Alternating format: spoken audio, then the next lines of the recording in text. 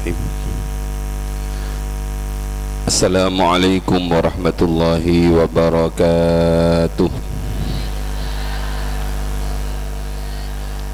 Maulaya salli wa sallim daiman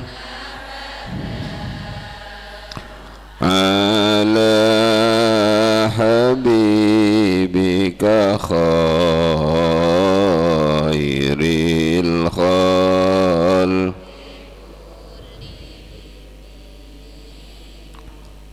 huwal habibul ladzi turja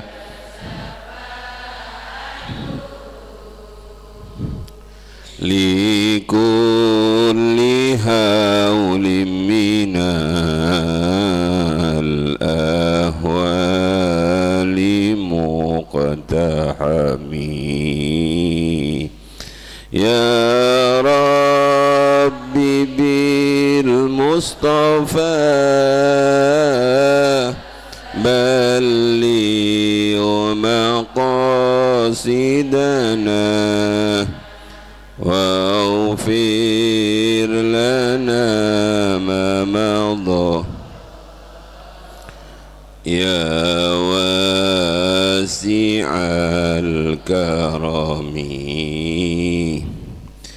Bismillahirrahmanirrahim.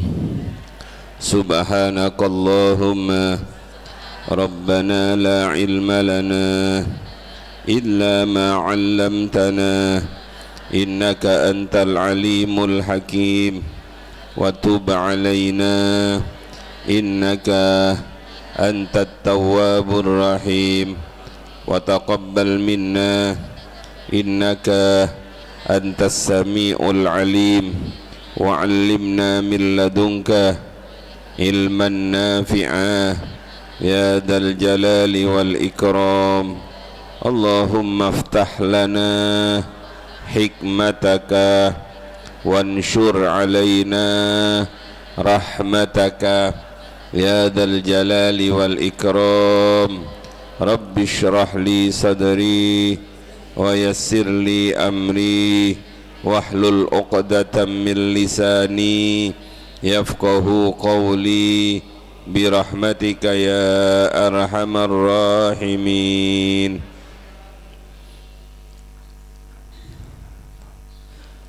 Al-Fatihah. Bismillahirrahmanirrahim. Ar-Rahmanirrahim. Maliki yaumiddin. Ihdinas siratal mustaqim. Siratal ladzina.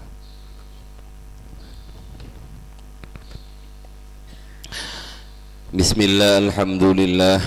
Wassalatu wassalamu ala Rasulillah Sayyidina wa habibina wa syafi'ina wa qurrati a'yunina Muhammadin ibni Abdillah wa ala alihi wa ashabihi wa mawalah fala hawla wa la quwwata illa billah amma ba'du. Hadratal muhtaramin, para kiai, para ibu nyai, para habaib, para tokoh masyarakat, seluruh takmir masjid, seluruh panitia wisata rohani Masjid Al-Falah dan sedaya jamaah ingkang sangat kula mulyakaken.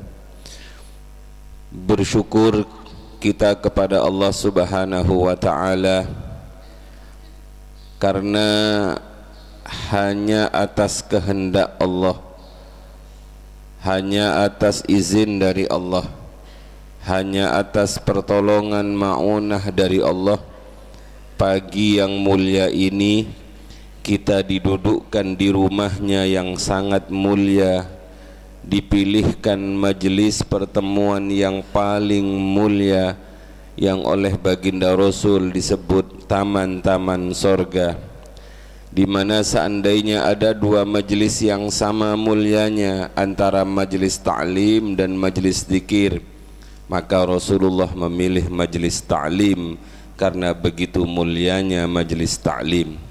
Apalagi majelis ini digabung, di sini ada zikir, juga ada ta'lim. Semuanya adalah anugerah dari Allah Subhanahu wa ta'ala, bukan karena pilihan kita, tapi ini adalah kehendak Allah Subhanahu wa ta'ala. Berapa banyak pada minggu yang sangat mulia ini orang-orang yang didudukkan di majelis yang mulia, tapi juga ada sebagian yang tidak didudukkan di majelis yang mulia. Mudah-mudahan ini sebagai tanda-tanda dari Allah Subhanahu wa ta'ala, kalau kita dikehendaki menjadi orang yang mulia di dunia juga mulia di akhirat, bersama guru-guru kita, bersama masyayikh kita, bersama Bahyai Jamal, terutama bersama baginda Rasulullah sallallahu alaihi wa alihi wasallam. Jamaah yang dimuliakan oleh Allah, sampun angsal kertas nggih. Tereng. Kertas tereng. Sebagian belum. Nggih, yang belum bisa dikasih. Kenging nopo, karena tulisan ngeten ini kula meneruskan nopo yang biasa dilampai Mbah Yai Jamal. Jadi kersani ilmunya boten hilang. Khawatir di masjid paham, keluar dari masjid ilmunya juga gak ikut keluar. Jadi kalau tulis mangke nyuwun datang panitia. Bismillahirrahmanirrahim. Qala Asy-Syaikh Ibnu Athaillah As-Sakandari, ma qalla amalun baraza min qalbin zahid wala kathura amalun baraza min qalbin raghib. Ma qalla amalun, ma qalla tidak bisa dianggap sedikit, amalun amal perbuatan kita, bisa saja amal duniawi, bisa saja amal ukhrawi, ibadah-ibadah kita, barazah yang nampak, yang lahir, yang muncul, yang dilakukan, min qalbin zahid, dari seseorang yang hatinya punya sifat zuhud. Wala kasura, dan tidak bisa dianggap banyak sekalipun itu banyak. Amalun, sebuah amal, barazah yang lahir, tampak, muncul, min qalbin raghib, dari hati orang yang rakus, yang tidak ikhlas. Hadirin yang dirahmati oleh Allah, pagi ini kita dituturi, kita dinasehati oleh pengarang kitab Al-Hikam, Asy-Syaikh Ibnu Athaillah As-Sakandari, bahwa amal yang muncul dari diri kita itu ada dua, ada amal baik, ada amal buruk. Yang dibahas di pertemuan ini bukan amal buruk, tapi amal baik. Lah, amal-amal baik itu ada yang banyak, ada yang sedikit. Ada yang banyak amalnya, banyak juga pahalanya. Ada yang banyak amalnya tapi sedikit pahalanya. Ada yang sedikit amalnya, sedikit pahalanya. Ada yang sedikit amalnya tapi banyak pahalanya. Niku amal. Paling tidak amal niku kalau kelompokkan berapa bapak-bapak tadi? 4. Ada amal yang sedikit, minimalis, pahalanya juga sedikit. Ada amal yang banyak tapi pahalanya juga banyak, sedikit, banyak, wajar. Tapi ada amal yang sedikit, pahalanya banyak. Ada amal yang banyak tapi pahalanya sedikit. Ingat gak Bu? Ingat. Lah, amal-amal yang muncul dari diri seseorang itu ada 3 yang harus diperhatikan. Yang pertama, syariat dari amal itu harus dipenuhi. Syarat-syaratnya amal harus dipenuhi, rukun-rukunnya amal harus dipenuhi, sunnah-sunnahnya amal harus dipenuhi, hal-hal yang membatalkan amal harus dipenuhi. Itu semuanya nanti amalnya menjadi sah secara hukum fikih, secara syariat. Yang kedua, tidak kalah pentingnya dari yang pertama itu adalah amal itu dilakukan dengan penuh tata krama. Amal itu dilakukan dengan penuh adab. Bahkan adab itu lebih penting dibandingkan amalnya. Niku dalam dunia tasawuf yang kita kaji. Mijeti guru niku sae napa boten? Sae. Mijeti wong tua niku sae napa boten? Nak tolong pijeti ibu, nak tolong pijeti bapak. Bagus, anak mijet bapak, anak mijet ibu, bapak mijet ibu, ibu mijet bapak juga bagus. Tapi lebih penting dari itu adabnya anak saat mijet bapak, adabnya anak saat mijet ibu, adabnya kita seorang murid saat mijet kiai. Kiainya dipijeti, wah tanpa adab, wis gak kelamben, awake bau, mijeti kasar, kesusu. Nah, itu namanya adab mijeti. Sehingga sekalipun kita mijeti baik, karena adab gak baik maka nilainya tidak akan menjadi baik. Inilah yang dalam dunia tasawuf semuanya kembali kepada adab. Pun secara hukum selesai, secara adab dilakukan dengan beradab baik. Yang terakhir yang kita bahas pagi ini adalah pelaku amal tersebut. Apakah orang itu orang yang zuhud? Apakah orang itu orang yang tidak zuhud? Orang-orang yang zuhud niku, bapak-bapak, ibu-ibu, sekalipun amalnya sedikit tapi pahalanya berlimpah. Sebaliknya, amalnya banyak tapi hatinya kemerungsung. Napa nggih kemerungsung nih? Bahasa tuh banyak napa kemerungsung nih?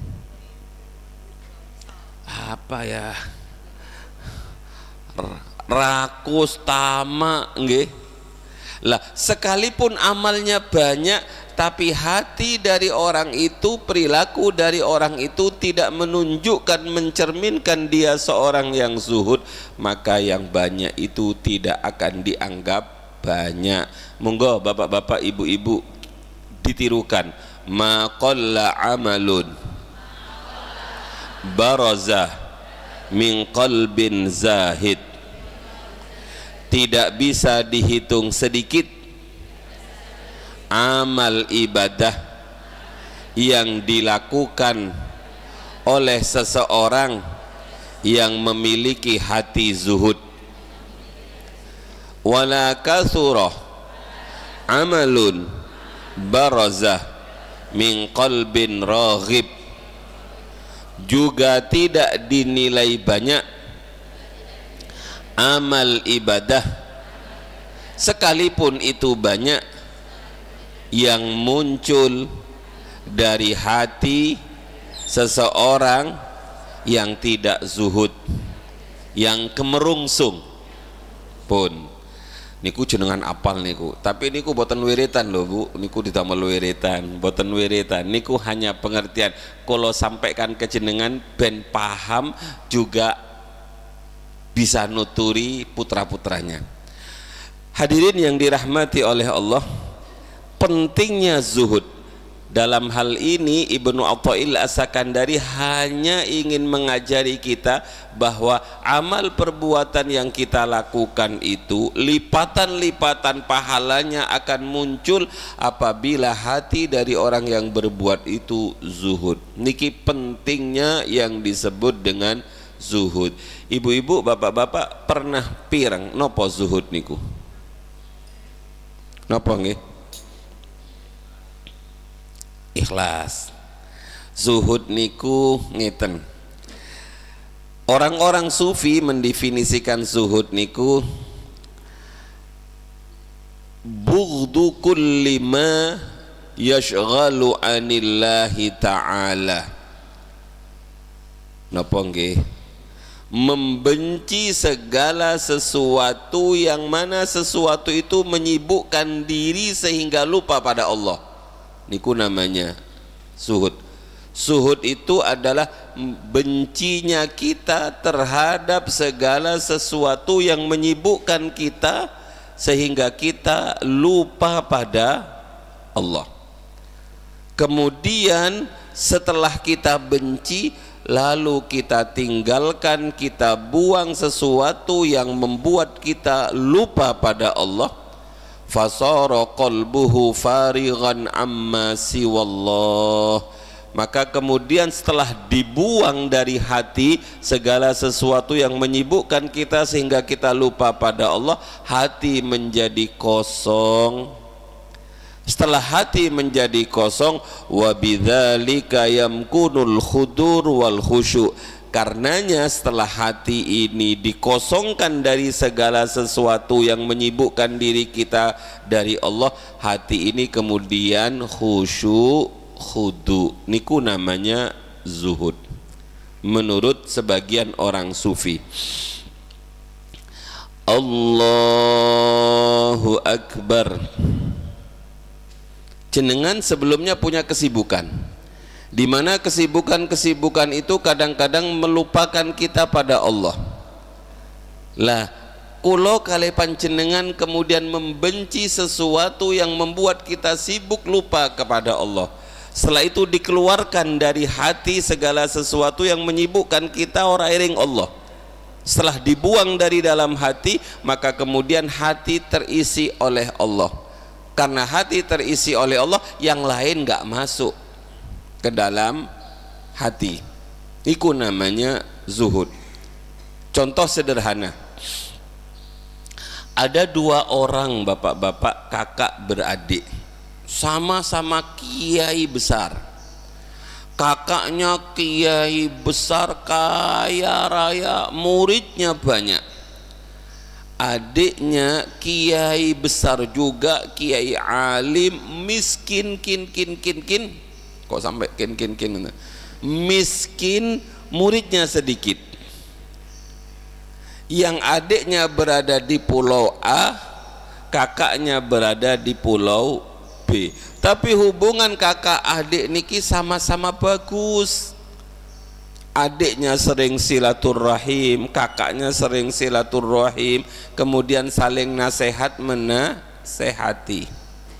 Lah suatu saat adiknya niku ngutus santrinya ndak banyak, hanya 3 orang. 1 orang santri diutus sowan kepada kakaknya di pulau sebelah, taruhlah di Tuban gitu bapak, sampean sowan nang Tuban. Berangkatlah santri itu, pesan saya 1, tolong sampaikan salam saya kepada kakak, bilang kepada kakak tolong nasihati adik. Berangkatlah santri niku, sami'na wa ata'na, naik perahu bapak-bapak. Begitu sampai di dekat pondok, masuklah santrinya adik ini ke dalam pondok. Luar biasa megah pondoknya, gapuranya bagus, ada satpamnya, taman-tamannya indah, banyak sekali hewan-hewannya, di dalamnya santrinya banyak. Pondok-pondoknya niku perabotannya mahal. Katanya si adik ini, si santri yang diutus oleh adik, ini pondok opo resto, ini pondok opo hotel, ini pondok opo villa. Baginya pondok itu seperti pondok yang dia tempati, terbuat dari bambu, terus nimba airnya, WC-nya kadang-kadang ketutup, kadang-kadang enggak. Kesederhanaan. Lah begitu mau sowan niku bapak-bapak iya disuruh nunggu daftar hadir dulu. Begitu keluar kakaknya, assalamualaikum, waalaikumsalam. Kakaknya niku ganteng, bajunya mahal, serbannya bagus. Begitu keluar, gimana kabarnya adik? Sehat, sehat. Nggih Kiai, wonten salam saking adik panjenengan Yai kula. Waalaikumsalam. Iya, bilang ya sama adik saya, sampai kapan hatinya kesemsem dunyo? Sampai kapan hatinya terus mikir dunia? Bilang pada adik, sampai kapan kok gak mari-mari oleh mikir dunyo? Santrinya niki nggak terima. Siapa bilang guru saya mikir dunyo? Guru saya itu zuhud ndak, guru saya itu miskin, guru saya itu wirai. Beda dengan kamu, kamu kiai yang berlimpah dengan kemewahan, nggak salah alamat tah. Gerundel, wong kiainya digitukan gerundel. Pulanglah bapak-bapak, ibu-ibu, singkat cerita sampailah ketemu dengan kiainya. Sudah ketemu kakak, nak sampun Yai, ada nasihat untuk saya? Boten wonten Yai, nggak ada. Kok nggak ada? Pasti kakak saya menasehati saya. Boten, nggak ada nasihat untuk kali ini. Kenapa kamu sembunyikan nasihatnya? Karena nasihatnya salah alamat Yai. Kok salah alamat? Lah iya, wong dia yang bergelimang harta, semuanya serba mewah, wah wah wah wah. Panjenengan yang seperti ini sederhananya, dia malah bilang begini. Bilang sama adik, sampai kapan hatinya kesemsem dunia? Sampai kapan pikirannya selalu mikir dunia? Kenapa kok enggak endang-endang dikosongkan hatinya dari urusan dunia? Nangis si adik itu. Kemudian setelah dia sesengokan, dia mengatakan, betul kakak saya, betul kakak saya, betul kakak saya. Lah santrinya bingung, Bu, kok begini sampai nangis? Kemudian santrinya yang 3 orang itu dikumpulkan. Nak, begini, kakak saya itu kiai yang sukses, kakak saya itu kaya raya, tapi sama sekali hatinya kosong dari segala sesuatu yang membuat dia lupa pada Allah. Sedangkan saya ndak punya apa-apa, tapi pikiran saya, hati saya dipenuhi dengan keinginan A, B, C, D. Mbok yo, seandainya saya punya ini, seandainya saya punya ini, seandainya saya memiliki ini, seandainya saya sama dengan tetangga-tetangga ngoten niku. Jadi sekalipun sholat kadang-kadang mikir mobilnya tetangga. Allahu Akbar, baru lagi mobilnya. Allahu Akbar, bajunya bolak-balik ganti. Allahu Akbar, kemarin ikut ngaji cincinnya telu dipakai semua. Ngapain sibuk dengan miliknya orang lain? Lah yang zuhud yang mana bapak-bapak? Kakaknya nopo adiknya? Kakaknya. Lah sekarang panjenengan jangan sampai mengatakan kalau zuhud itu harus miskin. Zuhud itu tempatnya di hati. Makanya orang-orang sufi itu mengatakan zuhud itu adalah membenci segala sesuatu yang menyebabkan orang itu lupa pada Allah. Karena sesuatu itu menjadikan dia lupa pada Allah, maka sesuatu itu dikeluarkan, ditarik dengan paksa dari dalam hatinya agar gak menempati hatinya, sehingga hatinya kosong dan dipenuhi dengan mahabbah, cinta kepada Allah. Karena hatinya sudah kosong dari segala sesuatu, maka dia bisa menjadi orang yang khusyuk, khudu anteng oleh solat. Allahu Akbar, Allah maha besar, yang lain kecil. Allahu Akbar. Kemudian panjenengan matur, inna solati wa nusuki wa mahyaya wa mamati lillahi rabbil alamin.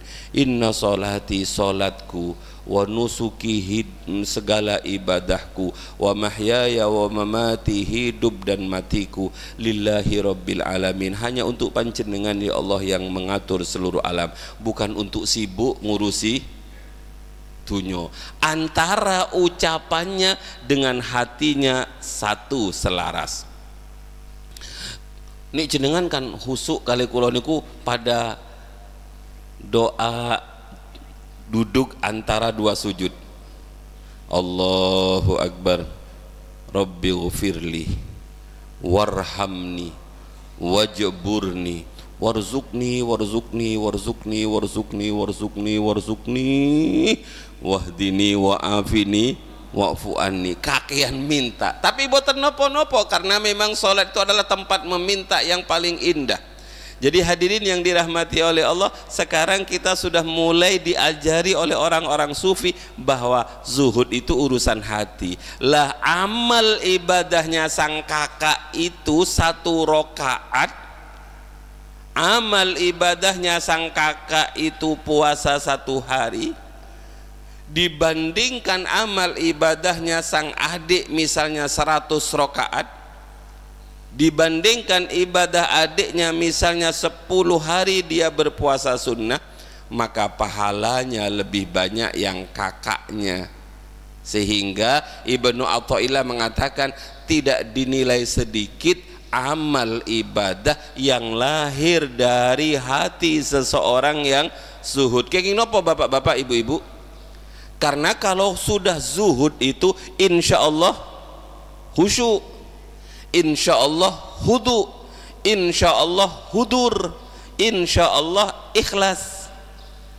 Tapi kalau orang itu hatinya kesemsem dunyo, baca waqiah, sama-sama baca waqiah, yang satu baca waqiah, yang satu baca waqiah, yang satu sholat duha. Panjenengan yang suhud-suhud niku sholat duha 2 rakaat, yang satu sholat duha 8 rakaat atau 80 rakaat.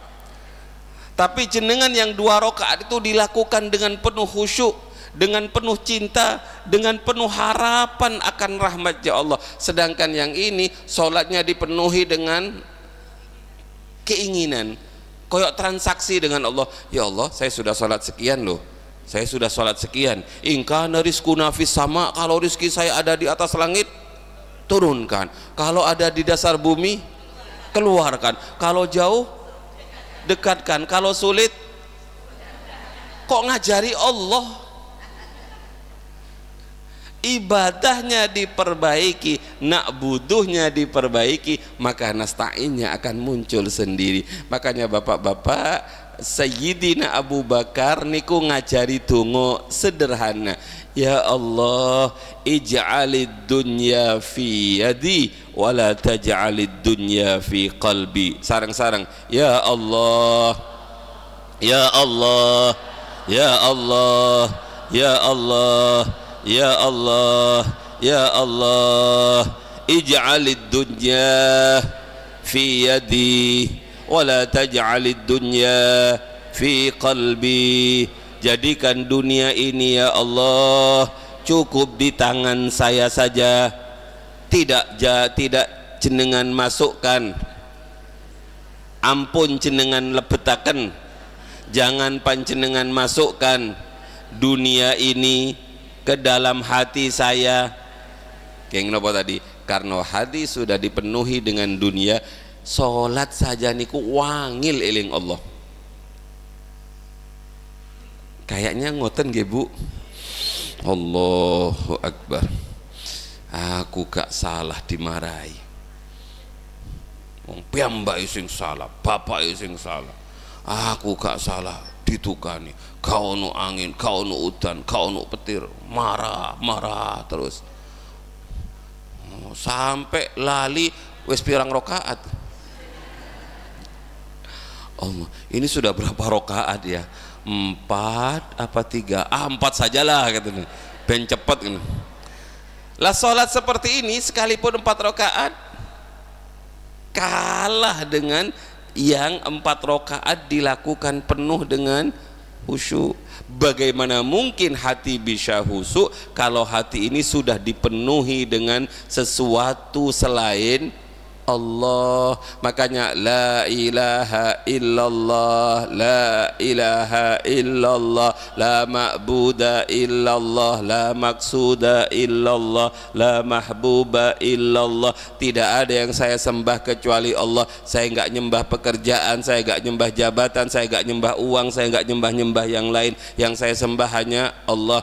La maksuda illallah. Tidak ada yang saya tuju di dunia ini kecuali hanya Allah. La mahbuba illallah. Tidak ada yang saya cintai di dunia ini kecuali hanya Allah. Makanya doa yang paling indah tadi, Allahumma ja'alid dunya fi yadi. Ya Allah, jadikan dunia ini cukup di tangan. Wala taj'alid dunya fi qalbi. Jangan jadikan hati ini dimasuki oleh dunia. Jangan jadikan dunia ini masuk di hati.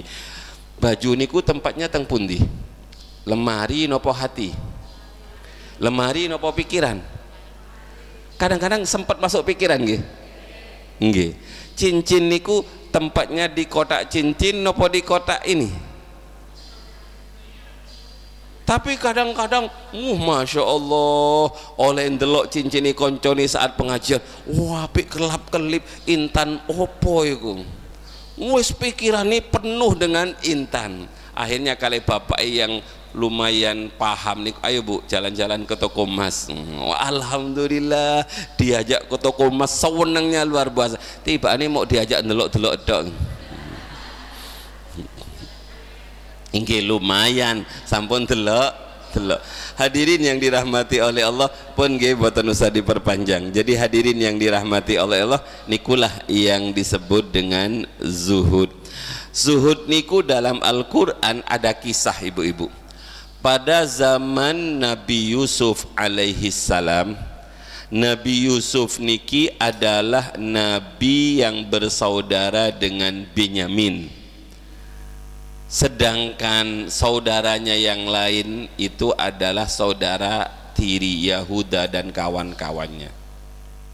Lah Yahuda dan kawan-kawannya niku iri pada Nabi Yusuf karena Nabi Yusuf itu mendapatkan perhatian lebih dari orang tua. Jadi kadang-kadang maklum apabila orang tua itu lebih memperhatikan satu anaknya dibandingkan anak yang lain. Gak perlu ditampak-tampakkan ibu bapak. Kalau ditampak-tampakkan pasti akan terjadi konflik. Ada anak yang di atas, ada anak yang di bawah. Yang di bawah niki bisa iri kepada yang di atas. Ini adikku kok sangat disayang oleh bapak. Irilah saudara-saudara lain ibunya itu. Singkat cerita, Nabi Yusuf dilempar, dibuang ke dalam sumur yang gelap.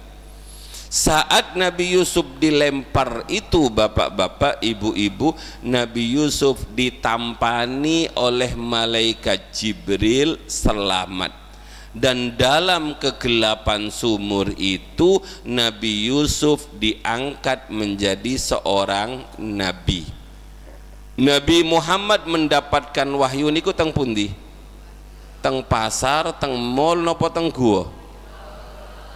Kayak-kayaknya sudah menjadi keputusan bahwa kemuliaan itu berada di tempat-tempat sunyi saat hati dalam kondisi sepi dari dunia. Begitu Nabi Yusuf di dalam sumur itu, Allah menyelamatkan dengan cara dia tidak jatuh kena batu. Saudaranya yang mau melempar batu oleh saudaranya yang lain dilarang. Kemudian Nabi Yusuf di dalam dasar sumur yang gelap itu, di atasnya ada sayyarah, ada para musafir, para pedagang lewat sumur itu.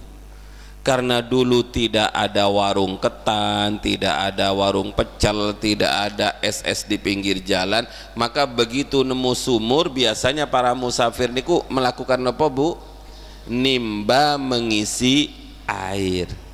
Dilemparkanlah timba, kemudian itulah cara Allah menyelamatkan Nabi Yusuf. Digerakkan hati Nabi Yusuf untuk menggandol ke timba itu. Begitu ditarik kok apot. Setelah naik ke atas, ternyata seorang pemuda yang sangat amat tampan luar biasa. Menjadi akhirnya Yusuf kecil niki menjadi miliknya para pedagang yang lewat. Karena pedagang-pedagang ini bisnismen, maka dia tidak mau ngurusi anak ini. Akhirnya anak ini dibawa ke pasar, dinapakan Bu? Dijual sebagai budak. Lah saat penjualan itulah dalam bahasa Al-Quran wasyarauhu bithamanin bakhsin darahima ma'dudati wa kanu fihi minaz zahidin. Dijualnya niku dengan harga rendah, sing penting ndang laku. Kenging nopo kok dijual murah? Karena dalam hati mereka apa yang disebut zuhud, tidak kesemsem dengan dunia. Itulah dalam bahasa Al-Quran wasyarauhu bithamanin bakhsin darahima ma'dudati wa kanu fihi minaz zahidin. Singkat cerita, itulah dalam Al-Quran yang disebut dengan zuhud. Bapak-bapak, ibu-ibu ingkang sangat kula muliakan, monggo di tulisan jenengan kita baca bareng-bareng. Sayyidina Ali karramallahu wajhah dawuh, وقد قال أمير المؤمنين علي بن أبي طالب رضي الله تعالى عنه وكرم الله وجهه. Sayyidina Ali radhiyallahu anhu karramallahu wajha berkata, kunu liqabulillahi ashadda ihtimaman minkum bil amal fa innahu la yakillu amalun ma'at taqwa wa kaifa yakillu amalun yataqabbal.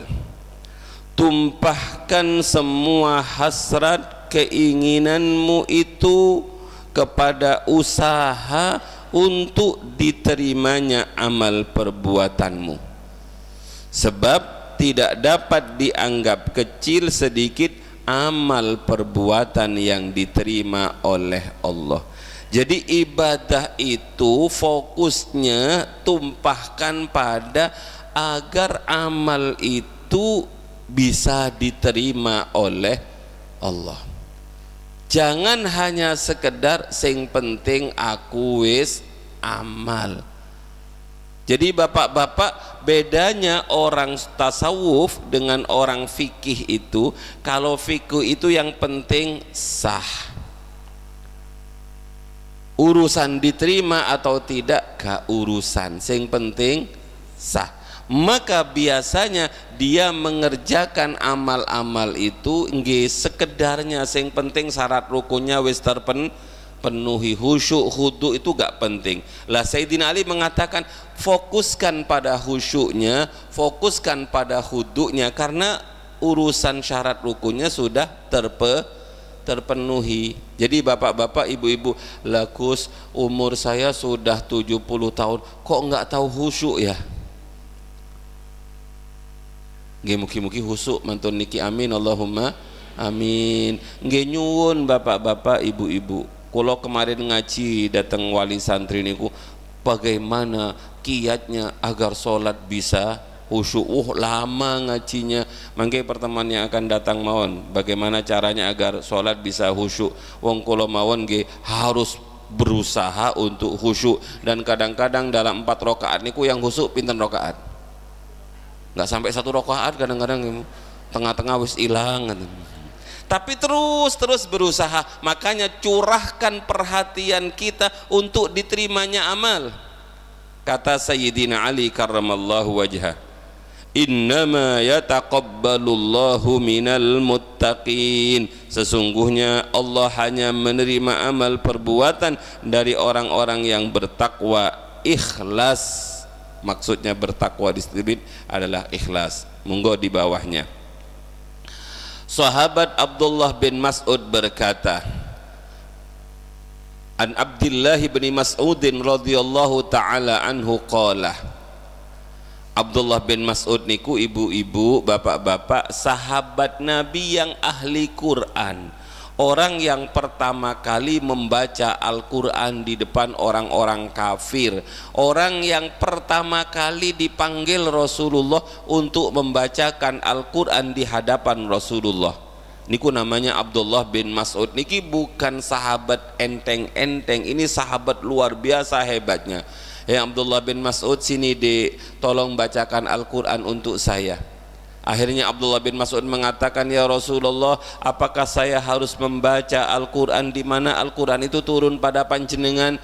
Iya, ayo dibacakan, karena saya ingin mendengar Al-Quran itu dari lisan orang lain. Jadi ibadah telinga niku penting. Ibadah niku bukan hanya keluar dari lisan, tapi bisa yang masuk dari telinga. Membaca Al-Quran sendiri niku sae, tapi nyimak Al-Quran dari anak-anak kita niku juga ibadah yang luar biasa. Jadi bapak-bapak, ibu-ibu, mungkin kita harus punya waktu untuk mendengarkan ngajinya anak-anak kita, apalagi ini pondok liburan. Nah, ayo baca Quran di sampingnya bapak ibu. Aku pingin mendengarkan suaramu nak, kewangen aku. Wis moco anaknya Yasin terus.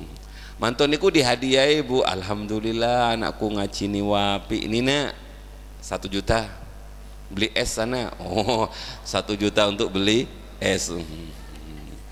Hadirin yang dirahmati oleh Allah, lah anak kecil niku butuh dirangsang kados ngoten niku, hanya disuruh terus gak pernah dikasih uang. Memang urusan anak kecil kan senengannya dengan hadiah. Abdullah bin Mas'ud niku pernah membacakan Al-Quran kepada Kanjeng Nabi, karena memang Abdullah bin Mas'ud itu adalah orang yang pertama kali berani membaca Quran di depan orang-orang kafir, dan beliau diantemi oleh orang-orang kafir. Niki pejuang pertama memperdengarkan Al-Quran. Lah beliau dalam hikmah niki diambil dawuhnya, qala annahu qala, sesungguhnya Abdullah bin Mas'ud berkata, raq'atani min zahidin alimin, 2 rakaat solat, min zahidin dari orang yang zuhud, alimin tur alim, khairun jauh lebih bagus, min ibadatil muta'abbidinal mujtahidina ila akhirid dahri abadan sarmada, jauh lebih baik dibandingkan ibadah orang yang ahli ibadah, yang terus berusaha tapi dia hatinya tidak zuhud selama-lamanya. Makanya kalau tadi matur nggih, orang kalau tidak zuhud sekalipun ibadahnya banyak, orang yang tidak alim sekalipun ibadahnya banyak, masih kalah dengan orang yang zuhud dan alim. Abah kula Mbah Yai Jamal itu zuhud orangnya, alim. Sholat 2 rakaat yang keluar dari perbuatan beliau itu jauh lebih baik dibandingkan sholat kulo terus-terusan. Kenapa? Karena faktor beliaunya adalah orang yang zuhud, karena faktor beliaunya adalah orang yang alim. Makanya wonten dawuh dari Kanjeng Nabi, tidurnya orang alim itu, diteruskan Pak, tidurnya orang alim itu lebih baik dibandingkan ibadahnya orang bodoh. Jadi penting alim itu, penting zuhud itu, bapak-bapak. Lah alim zuhud, zuhud itu gimana? Apakah orang zuhud itu tidak boleh mencari dunia? Loh kalau nggak mencari dunia bertendahar bagi bapak. Karena makam kita, makom kita, kedudukan kita itu masih kedudukan bekerja. Abahku Mbah Yai Jamal niku pernah resah urusan niki. Kiai kok naik mobil, kiai itu seharusnya naik kuda, naik sepeda pancal. Itu kan kiai yang miskin bapak. Nggih boten nopo-nopo, akhirnya bingung abah niku, gundah hatinya.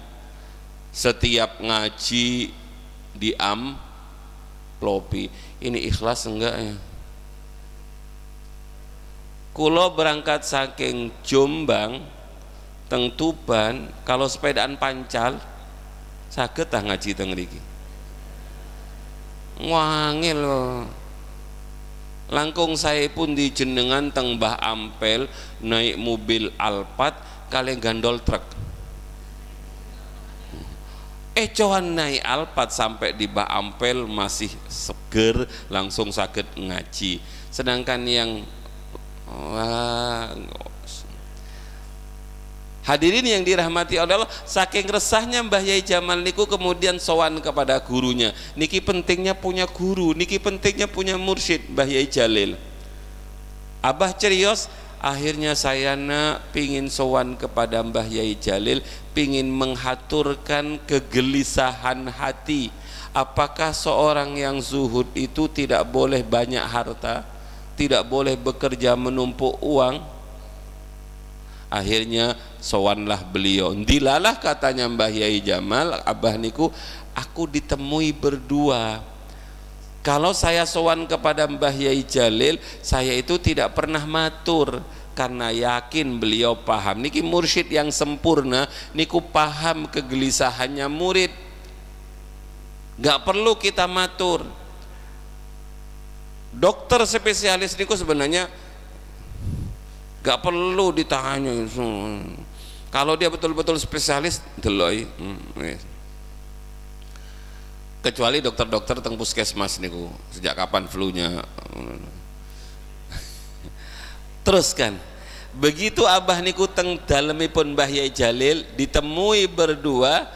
Mbah Yai Jalil, monggo Pak Jamal, monggo. Akhirnya Mbah Yai Jalil cerita ngeten, bapak-bapak, ibu-ibu.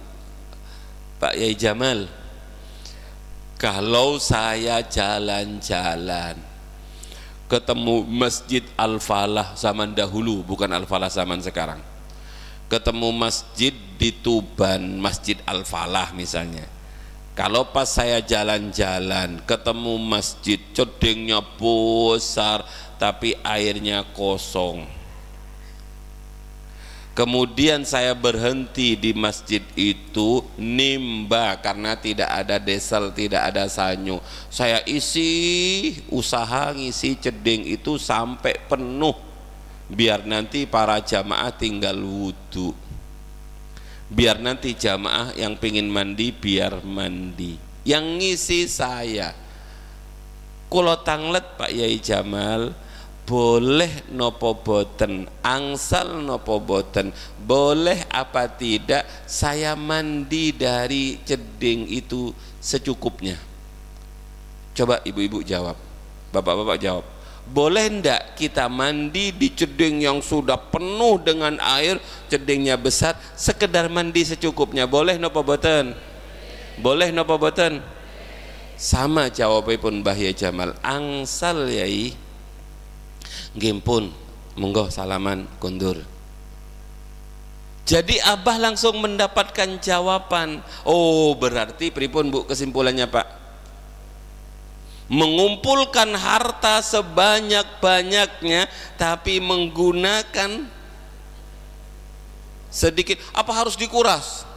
Habis ngisi langsung dikuras untuk mandi sendiri? Nggih boten. Mengumpulkan harta yang banyak tapi digunakan untuk dirinya secukupnya saja, sisanya untuk perjuangan, nikulah yang disebut dengan zuhud. Beda kalau ngumpulkan harta sebanyak-banyaknya untuk foya beda. Makanya kuloh Masya Allah Mbah Yai Jamal niku putra-putranya kantun syukur. Yang pertama disukani pondok.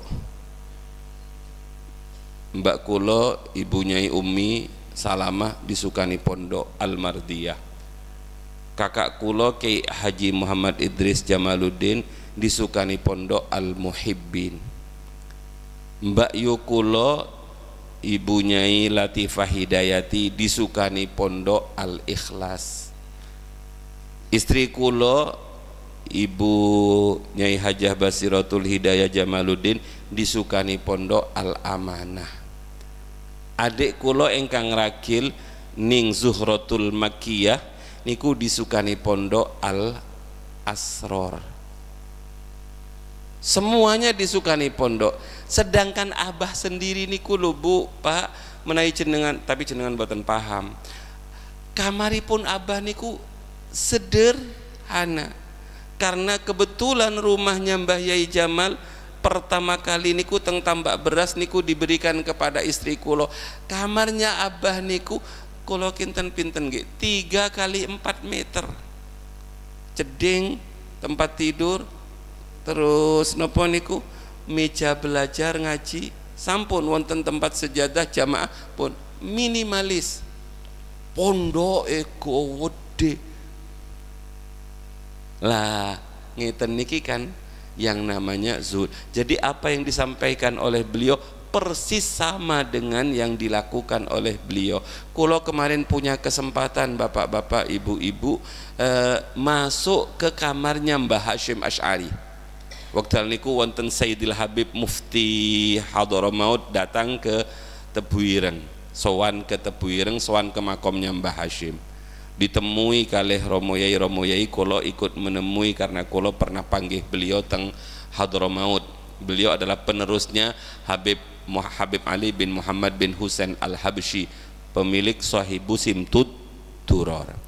Pas teng dalam kesepuhannya Mbah Hashim di Tebuireng niku wonten kamar Yai Fahmi Hadik, ketua PCNU Jombang niku dawuh, ini kamarnya Mbah Hashim.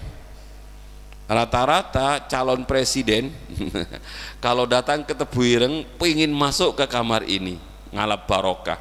Yang kuat jadi, yang nggak kuat ambruk. Niku tambahan beliau. Lah begitu kulo paham, padahal kulo niku santri Tebuireng Bu, 15 tahun kulo niku khidmat teng Tebuireng. Belum pernah kulo sampai kulo boyong, sampai kulo punya anak 5 paham kamarnya Mbah Hashim. Tapi ditakdir oleh Allah kemarin sakit melebet kamar Mbah Hashim. Kulo matur teng putranipun Guzaki, Mas boleh ndak saya ke dalam sebentar? Oh Gus, monggo. Kalau ditarik, dimasuk, kemudian ditutup pintunya, kayak gini apa? Alhamdulillah bisa masuk ke tempatnya Mbah Hashim. Bapak-bapak, ibu-ibu, dipannya niku kecil, ditempati oleh orang dua, kalau gerak jatuh. Kersane dengan bayangaken. Niku kamar pendiri NU. Terus wonten lemari, kados lemari nare pondok niku lho Bapak, dari kayu jati niku kecil. Ini pun tempatnya kitab.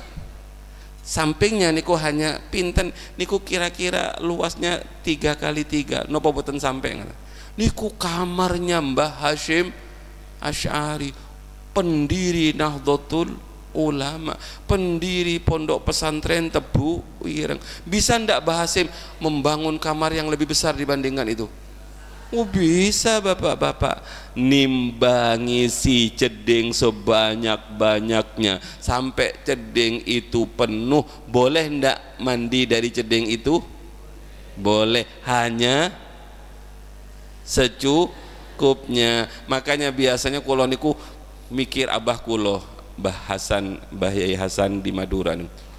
Mbah Hasan niku dermawan orangnya kepada orang, tapi pelit kepada dirinya ini kok. Makanya niku lho Bapak, sederhana, tapi kalau cucunya datang ayo ditambah. Tapi beliau nggih sedikit. Sami kali jenengan nih Bu, sami persis kali jenengan, tapi jenengan karena diet buatan karena jadi hadirin yang dirahmati oleh Allah, pingin matur langkung kathah tapi sampun buatan bapak-bapak, sampun sakmunten mawon kula tutup. Abu Sulaiman Ad-Darani bertanya kepada Ma'ruf Al-Karhi, Sa'altu Ma'rufan Al-Karhi radhiyallahu ta'ala anhu anit ta'iin bi ayyi syai'in qadaru 'ala ta'ah, faqala bi ikhrajid dunya min qulubihim walau kana syai'un minha fi qulubihim ma sahhat lahum sajdatan. Ya Allah, ada seorang yang bernama Abu Sulaiman Ad-Darani. Beliau bertanya kepada tokoh sufi namanya Ma'ruf Al-Karhi radhiyallahu ta'ala anhu. Pertanyaannya ngeten, bi ayyi syai'in qadaru 'ala ta'ah, dengan modal apa orang-orang yang ahli taat kepada Allah itu bisa melakukan ketaatan secara sempurna? Faqala, maka Ma'ruf Al-Karhi menjawab, bi ikhrajid dunya min qulubihim, dengan jalan mengusir, mengeluarkan dunia dari hatinya, dikeluarkan semua dunia dari hatinya sehingga hatinya kosong, penuh dengan Allah Subhanahu wa ta'ala. Kemudian beliau mengatakan, walau kana syai'un minha fi qulubihim, seandainya dalam hati mereka ada sedikit dari hati, ada sedikit dari harta, ada sedikit dari dunia, ma sahhat lahum sajdatan, mereka menganggap sujudnya dianggap enggak sah, mereka menganggap dirinya enggak sah sujudnya karena dipenuhi dengan hubbud dunia. Terakhir penutup, hadirin yang dirahmati oleh Allah, seorang soleh mengeluh kepada Abu Abdillah Al-Quraisy bahwa ia telah berbuat berbagai amal kebaikan. Amal kebaikan kulo kathah Syekh, tapi kenging nopo kok belum bisa merasakan lezatnya kebaikan itu dalam hati kulo. Syekh Abu Abdullah Al-Quraisy menjawab, karena engkau masih memelihara putrinya iblis, li'anna indaka binta iblis, karena kamu memelihara putrinya iblis. Berarti iblis punya anak perempuan loh bapak-bapak, ibu-ibu. Karena kamu memelihara putrinya iblis, di sandingmu ada anak kesayangannya iblis, wahia ad-dunya, itu adalah dunia. Maka karena ada dunia dalam hatimu, kesemsem loh bapak, maksudnya tadi kesemsem dunia, hubbud dunya, berarti mencintai anaknya sinten? Anaknya iblis. Maka karena anaknya iblis ada di hatimu, ada di sampingmu, bapaknya kira-kira sambang napa boten? Sambang napa boten? Nggih sambang, wong namanya anak kesayangan. Berarti lebih bagus memelihara perkutut ngoten. Lebih bagus memelihara kera, kambing dan lain sebagainya daripada memelihara putrinya iblis. Dah para bapak, para ibu yang sangat kula muliakan, mugi-mugi sesarengan kali hidayahipun Allah Subhanahu wa taala. Boten usah pertanyaan nggih bapak-bapak, ibu-ibu, mangke pun jam sak menten menawi wonten pertanyaan dicatat mawon, kasih ke takmir, mangke kula bekta wangsul, mangke berikutnya kula jawab insyaallah. Alhamdulillah kita kula khususnya bisa mengakhiri tahun 2023 saged sowan pada panjenengan. Tunggu tinungo nggih Bu, mugi-mugi 2024